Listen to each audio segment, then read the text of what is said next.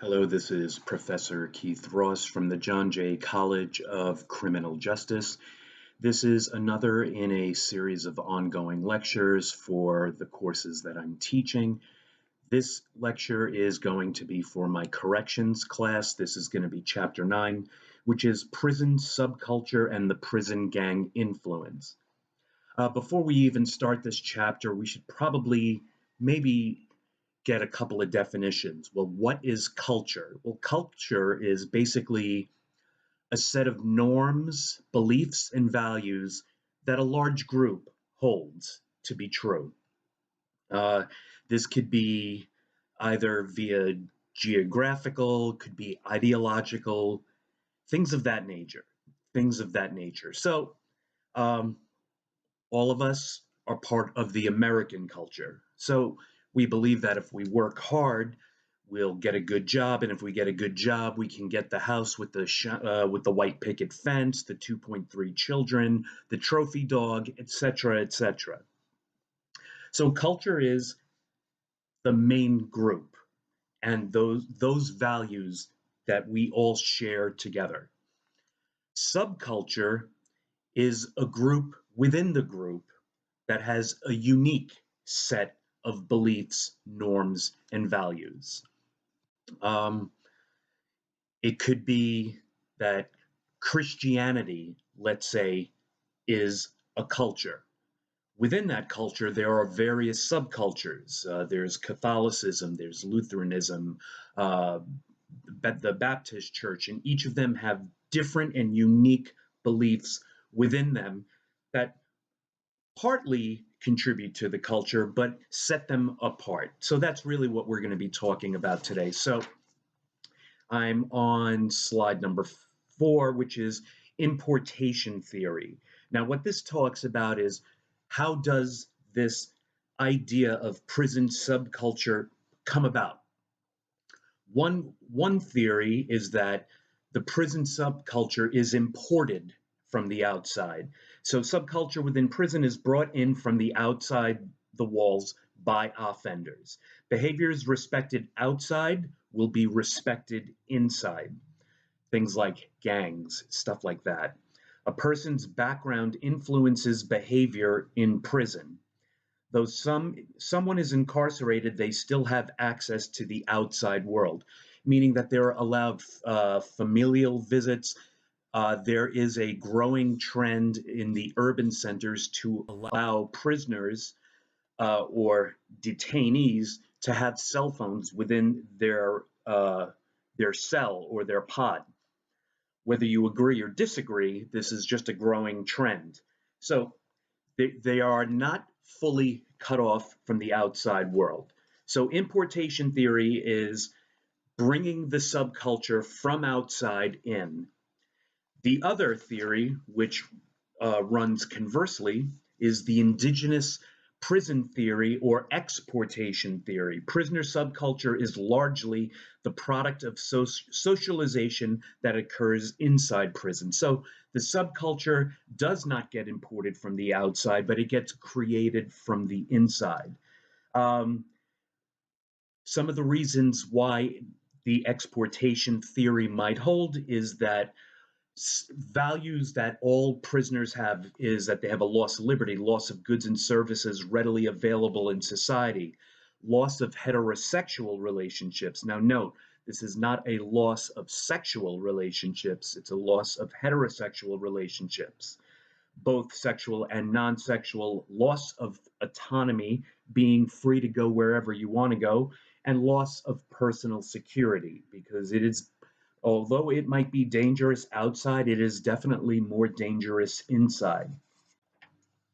Inmate subculture, a key factor for inmates' adaptation to prison subculture was level of participation in the inmate economy, so that the more crafty the offender is, the more that they're plugged into the economy, selling goods, whether legal or not legal, whether they work, will entrench them more into the subculture.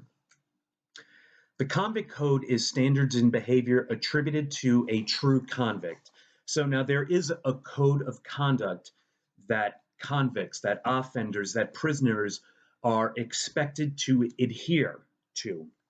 One is don't be a punk, meaning don't back down. If someone brings a fight to you, you must fight. If you don't fight, well, there's probably going to be repercussions, meaning that someone is probably going to continually dominate over you.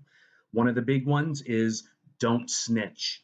A snitch is a label given to those who reveal the activities of another inmate to people in positions of authority.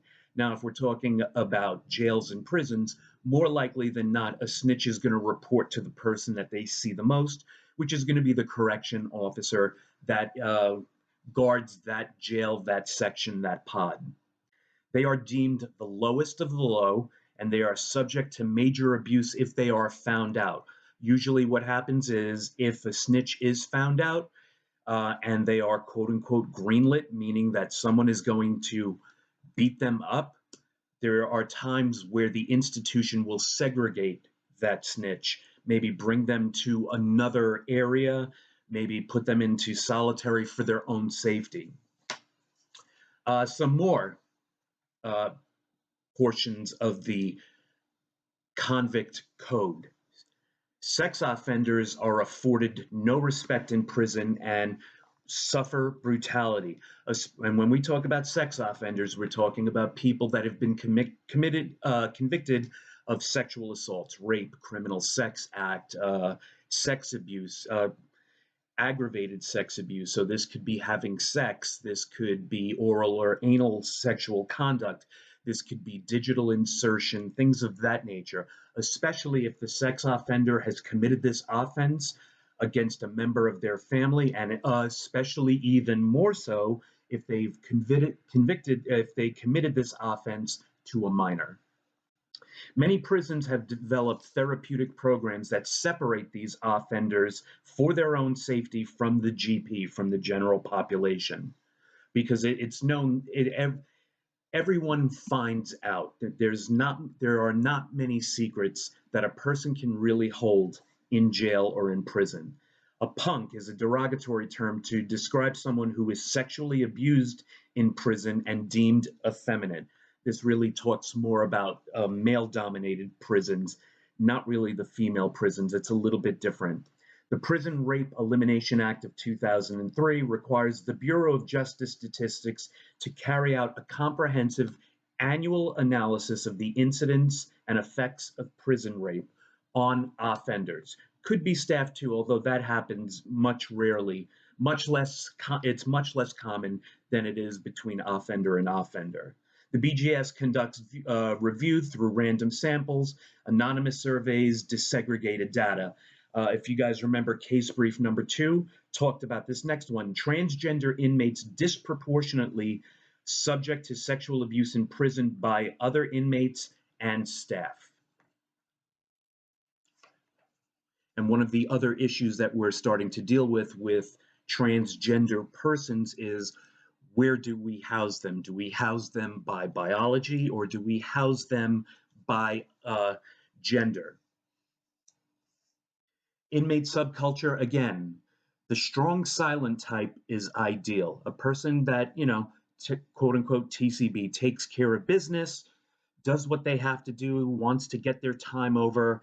They might socialize a bit, but they're not loud. They don't bring attention to themselves. They don't bring attention to their pod or to their section. Inmates are expected to avoid discussing other inmates. Convict refers to a respected, self-reliant inmate. Because inmates have little else, respect is really paramount to welfare and survival. Inmates without respect may be exploited, may become punks. Inmates hustle and hog to manipulate others for favors in prison.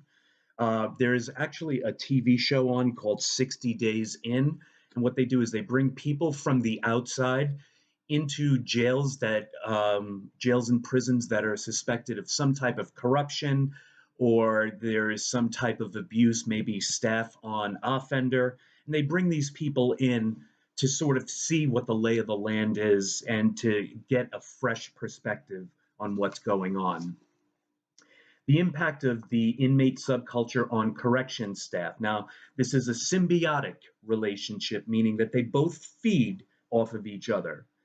And it's sort of a paradox because inmates and officers are supposed to not get along because they're actually sort of working at cross purposes. Inmates are being segregated away from society. It's the officer's job to make sure that they continually be segregated. But human nature is a funny thing. One of the things that happens is the things that we see more often, we start getting comfortable with. So we start forming relationships. So that's why this relationship can be paradoxical. Mutual compliance and informal negotiations between inmates and staff. There's a lot of rules inside that inmates are expected to follow, and if they break them, there can be sanctions or punishments. And then sometimes, I mean, if it's a small rule break, maybe this correction officer can utilize his or her discretion as to if you let it happen again, I'm going to put it on paper. Because as we've talked about time and time again, if it's not on paper, it did not happen. So once something has been committed to paper, well, now there is that quote unquote paper trail, and that means that something has to follow through. Veteran officers will use their discretion to gain compliance, creating a mutual understanding and compromise for both inmates and staff. Convict bosses have a key understanding of convict logic and earn respect from both inmates and staff. Because if there's a problem in a pod, corrections officers can handle this. However, maybe a veteran officer, as opposed to getting a ton of correction officers in, might talk to a pod boss or a convict boss and say, listen, this, and this is happening. If you don't take care of it, I'm going to have to take care of it. I'm going to give you some time to figure this out. New inmates and officers may not understand the boundaries and be perceived as easily manipulated. So now I'm on slide 16 and 17, and the book uses the term prisonization. The term that you've probably heard is institutionalization. They're basically the same thing. Prisonization is really a little bit more specific because institutions can be anything. Prisons are a specific type of institution. It's the process of being socialized into the prison subculture. The influence of the prison environment extends to all persons who enter its domain, inmates and staff. I worked on Rikers Island as a civilian, as a drug counselor for 2 years, and there were things that I had to learn about the subculture of existing in a prison. Even though I knew I could leave every day, once you hear that gate close behind you, you know that you're in jail. So we've talked about the inmate subculture, but there's also a guard subculture, a corrections officer subculture. If you want to think about it as sort of the thin gray line. Guards are routinely exposed to external society and can therefore mitigate some of the debilitating effects of prison in a way that offenders cannot. Being a corrections officer is a stable job that once you have it, it takes a lot to sort of lose it. Some people make fine careers out of being corrections officers. There are other people that become corrections officers to use it as a stepping stone, usually to get into some other facet of law enforcement. As a police officer that worked in the academy, I had numerous former COs or former corrections officers as my students. The guard subculture is a product of a complex interaction of importation theory, socialization, deportation, and cultural evolution. The increasing emphasis is on professionalism. We don't need corrections officers to be nice. And this is one of the things that anytime I've ever taught law enforcement, I teach this. I don't want nice corrections officers. I don't want nice peace officers. I don't want nice police officers. What I expect is for these officers that have sworn an oath to be professional, to uphold the law, to impartially enforce it, and to be fair in their assessments. That if they exact a punishment on one person, you exact that punishment again and again on other people. You don't pick your favorites. Some tenets of the guard subculture, their code of conduct: always go to the aid of an officer in distress. So if an officer is in some sort of physical dispute with a inmate, maybe even a staff member, but more likely than not, it's probably an inmate, and you become aware of it, you drop everything and you go assist that officer. Do not traffic drugs, because if you're trafficking drugs, you are no longer a corrections officer. You are basically an inmate. You just haven't gotten caught yet, and you will eventually get caught. Because if you're trafficking drugs, who are you trafficking drugs to? You're probably trafficking drugs to an inmate. So that inmate, when they get caught with drugs, are going to give you up instantly. It's definitely not worth it. Do not be a snitch. Don't snitch on other officers. Don't snitch on other inmates to other inmates. Never ever disrespect an officer in front of inmates. Always support an officer who is in a dispute with another inmate. Whether you think that officer is right or wrong, you're still going to support the officer in front of the inmate, maybe behind closed doors. You have a discussion as to what you thought might have been wrong, but in front of the inmate, it is paramount to show solidarity. Do not be friends with an inmate. Uh, do not be friends with an inmate, and even more importantly, do not maintain relationships with other inmates, sexual or non sexual. I bring this up because there are a lot of times that male officers that are assigned to female jails or prisons sometimes enter sexual relationships with the inmate. And even if that female inmate says, yes, I want to do this, since the inmate is a ward of the state, they cannot legally consent. So what that officer has actually done is committed rape. Maintain cohesion against all outside groups. One of the issues that the book brings up is female corrections officers. Women increasingly are represented as officers. Uh, the diversity of all of law enforcement is really starting to truly reflect what society looks like. So, although when we think of maybe corrections officers, we think of it as a male dominated industry. And although it still is, female officers are becoming more and more assigned to jails and prisons. They're taking the job more and often because it is a stable job. They are separate and distinct from male prison subcultures, and they have distinct issues that they must face as well. The impact of gangs upon prison subculture. Now, when we're talking about gangs, it's sort of odd to think about this, but gangs sort of represent a family type structure in that there is a boss.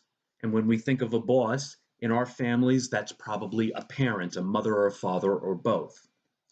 So gangs have this sort of familial code. They are all brothers and sisters together.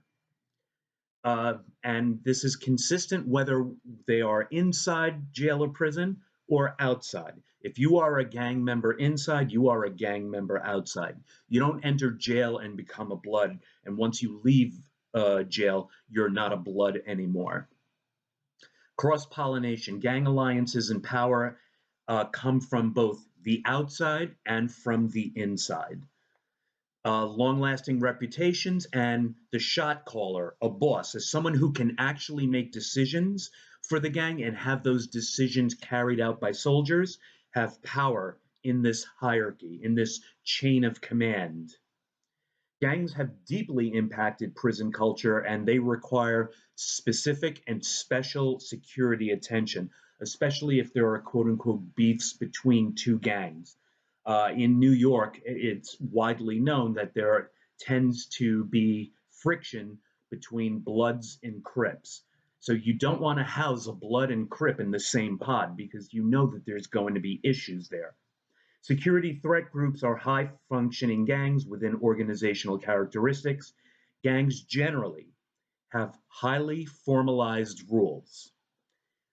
There is a code of conduct to become a member of a gang. Some of these are written, some of these are passed down orally. They're structured along semi-military schemes, meaning that there is a chain of command. That if you are a soldier in the gang, meaning that you do the work, maybe you're trafficking drugs, maybe you're trafficking other inmates, maybe you're doing hits, attacking people. You get your orders from someone higher than you. That person gets their orders from someone higher than him or her. Once you are in the gang, you are in the gang for life. Um, the term blood in, blood out means you usually have to shed blood to get into the gang. And if you want to leave, you're definitely shedding blood to get out of the gang. Um, One of the things that sometimes people don't really think about when they talk about gangs is that gangs not only provide a family type structure, but they also are business models. Gangs make money, and the more money they make, the more they want to make. So they are organized as a business. Major prison gangs. There is a significant racial bias in prisons, and this started from the 50s. Prison gangs emerged largely along ethnic lines. The book talks about a few of them, the Mexican gangs, the Mexican mafia, mostly housed in California. So at least in New York, we don't really see them too much. The Black Guerrilla family, highly organized, mostly in California and Maryland. Again, we don't really see them too much in New York. The Aryan Brotherhood, notoriously violent. The Aryan Brotherhood is a white gang or a white power gang. You see them mostly in the Southwest and the Pacific, but there are pockets definitely in the Southeast and sort of in the Northeast as well. Tango Blast, mostly in Texas. There are some other gangs, um, the Crips, the Bloods, the Netas in New York and the Northeast. The Latin Kings, definitely in New York, the Trinitarios. There are Asian gangs, there are Russian gangs, there are Jamaican posses, there are Mexican gangs, norteños, sureños. So there are a lot of gangs, and sometimes there are truces with these gangs, sometimes there is not. Last slide that we're going to talk about with this is gang management in corrections. Since gangs are very highly represented in jails and in prisons, corrections officers must maintain intelligence, must maintain data on these gangs. Intelligence units are trained staff on gangs. So they're able to understand what the tattoos mean. They're able to understand if there are hand signals going around, specific types of words or language that are specific to gangs. Professionalism and effective communication is necessary to combat security threat groups, these gangs. There may be a prior unknown relationship between gang members and prison staff, meaning that sometimes, although corrections officers are investigated, sometimes things slip through the cracks. Administrative segregation is used to keep gang members away from general population. Now, although this happens, you have to realize that this is costly because instead of having one or two jail guards for, let's say, 40 to 50 inmates, now we have to have at least one corrections officer for one inmate, which means we have to take that officer off another pod to watch these people. If housing members of the same gang together may create gang power and territory. So if you have two or three Bloods in a pod, those Bloods are pretty much going to take over that pod and it's going to become a blood run pod. Well, that is going to be it for this lecture. I hope you have a great day. Take care.